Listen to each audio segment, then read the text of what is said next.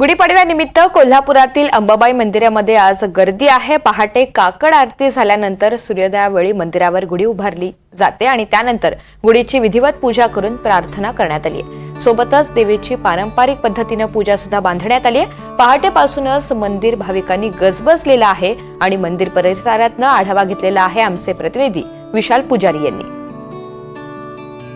या गुढीपाडव्यानिमित्त महाराष्ट्रभर आनंदाचं आणि चैतन्याचं असं वातावरण आहे। याच निमित्तानं कोल्हापुरातल्या अंबाबाई मंदिरात सुद्धा भाविक जे आहेत ते मोठ्या संख्येनं आलेले आहेत। महाराष्ट्रातून अनेक भाविक जे आहेत ते दर्शनासाठी या ठिकाणी उपस्थित राहिलेले आहेत।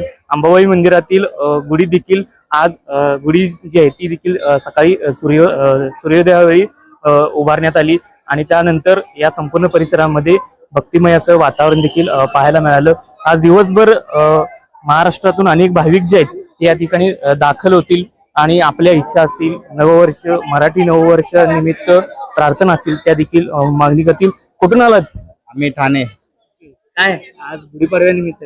हा, गुढीपाडवा निमित्त नवीन लग्न झालंय ना आता नुकतंच, त्यामुळे अंबाबाई देवीचं दर्शन घ्यायला आलोय। दर्शन घेतलं? हा, काय काय मागणी काय नाही, चांगला संसार चालावा असंच मागणं केलं, दर्शन घ्यायला आलतो आम्ही। कुठून आलात तुम्ही? आम्ही एकच फॅमिलीचे ठाण्यावरून। काय आज गुढीपाडव्याच्या शुभेच्छा? गुढीपाडव्याच्या सगळ्यांना शुभेच्छा आहे मराठी माणसाला, आणि आमचं चांगलं आयुष्य जावं सगळ्यांचं, तरी सुरुवात हवी हीच आहे अपेक्षा आहे।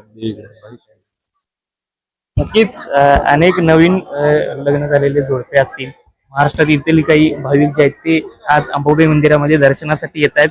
काय काही दर्शनासाठी आलात का? हा, दर्शनासाठी। गुढीपाडव्यानिमित्त हो, कुठून आलात? इथूनच कोल्हापूर। कोल्हापुरातूनच। काय नेमकं आज देवीकडे काय मागणी? जे काय चालू आहे ते व्यवस्थित चालू दे। आज घरामध्ये सगळ्यांना सुख समृद्धी लाभू एवढी सगळ्यांकडे सुख समृद्धी लाभू दे अशी इच्छा, आकांक्षा, मनोकामना जी आहे ती अंबाबाई देवीजवळ ठेवली जाणार आहे। आज दिवसभर अंबाबाई मंदिरामध्ये भाविक जे आहेत ते मोठ्या संख्येने दाखल होतील। महाराष्ट्रातून हे भाविक जे आहेत ते आज दर्शनासाठी येत आहेत, आपल्या इच्छा आकांक्षा ज्या आहेत त्या देवीसमोर आणतात। विशाल पुजारी, NDTV मराठी, कोल्हापूर।